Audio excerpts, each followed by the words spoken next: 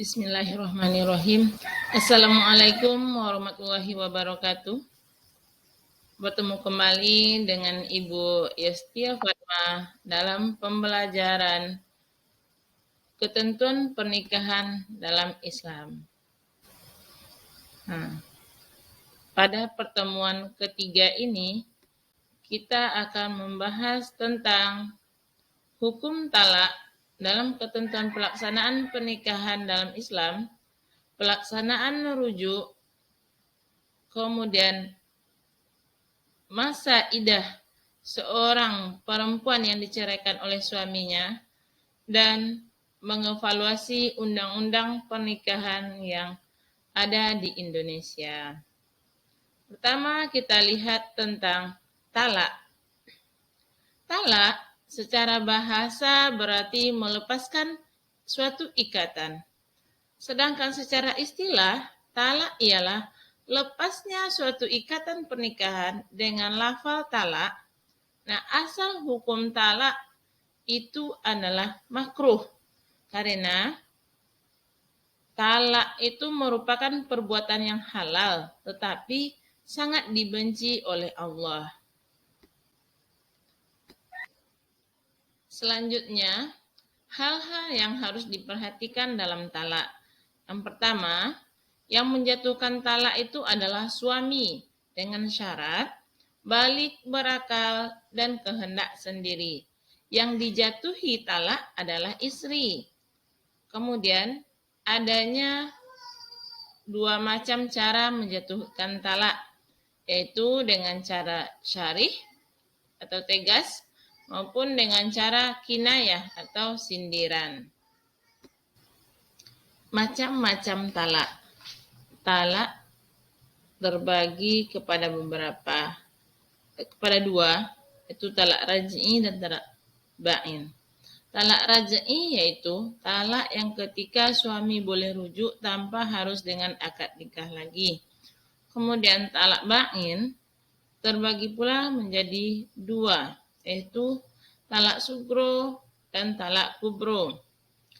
Talak ba'in sugro yaitu talak yang dijatuhkan kepada istri yang belum dicampuri, dan talak huluk karena permintaan istri.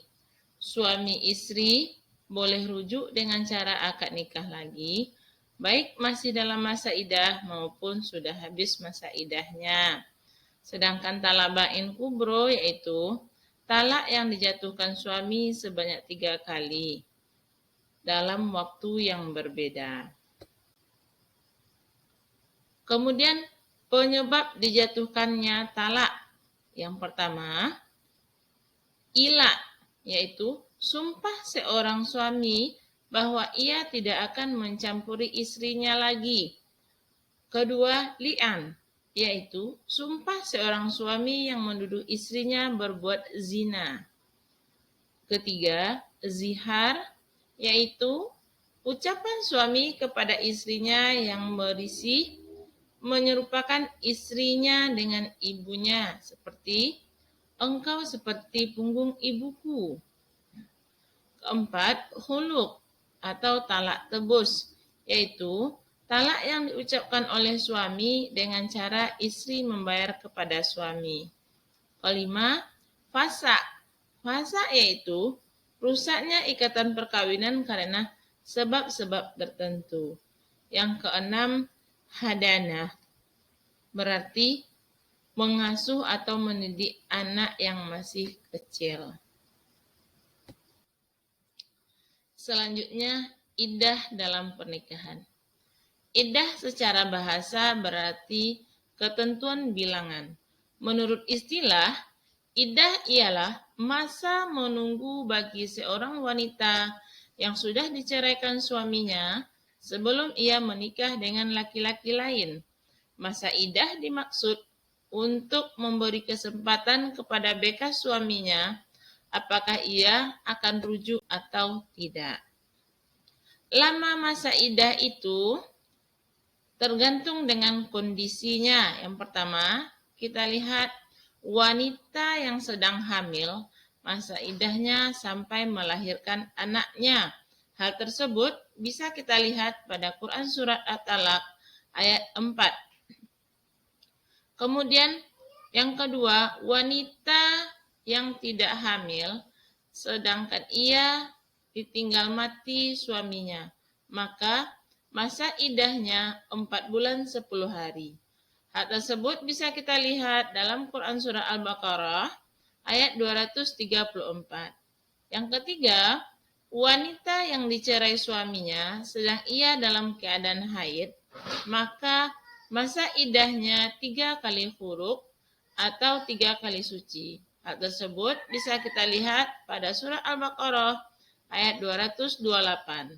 Yang keempat, wanita yang tidak haid atau belum haid, maka masa idahnya selama 3 bulan.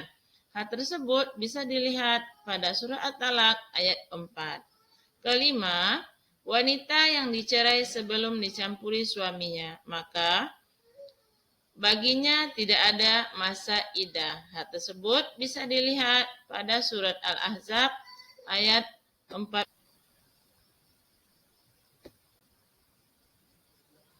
Selanjutnya, hak perempuan selama dalam masa iddah.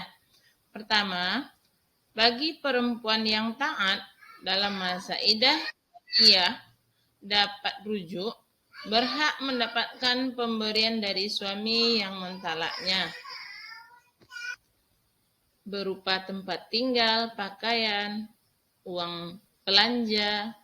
Namun, bagi wanita yang durhaka tidak berhak menerima apa-apa. Kemudian yang kedua, wanita dalam masa iddah bain atau talak 3 hanya berhak atas tempat tinggal saja. Hal tersebut dapat dilihat dalam Quran Surah At-Talaq ayat 6.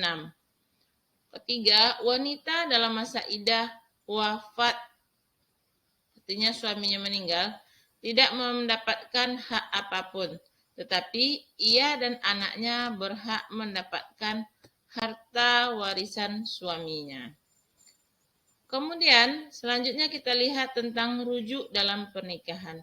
Rujuk berarti kembali. Yang dimaksud dengan rujuk adalah kembalinya suami istri pada ikatan perkawinan setelah terjadinya talak raj'i dan masih dalam masa iddah. Dasar hukum rujuk terdapat dalam Quran Surat Al-Baqarah ayat 229 yang artinya, dan suami-suaminya berhak merujukinya dalam masa iddah jika mereka para suami menghendaki. Di masa menanti itu sama artinya dengan masa iddah. Selanjutnya, hukum rujuk. Asal hukum rujuk itu adalah mubah.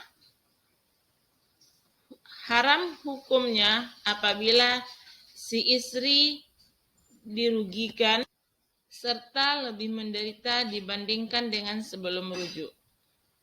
Makruh hukumnya bila diketahui meneruskan perceraian lebih bermanfaat.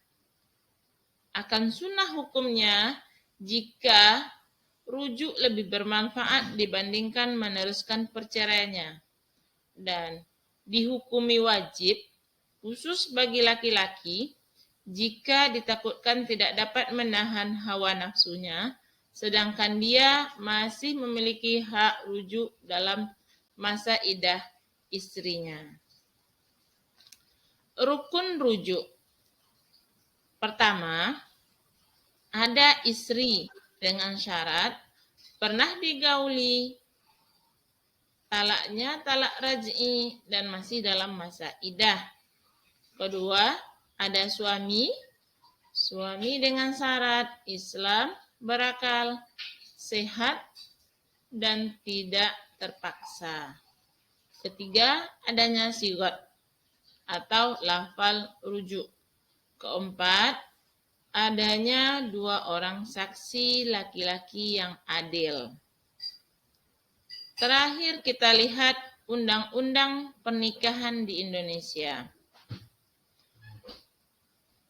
Undang-Undang Nomor 1 Tahun 1974 tentang pernikahan yang terdiri dari 14 bab dan 67 pasal. Di antaranya yaitu bab 1 memuat tentang dasar-dasar perkawinan. Bab 2 tentang syarat-syarat perkawinan.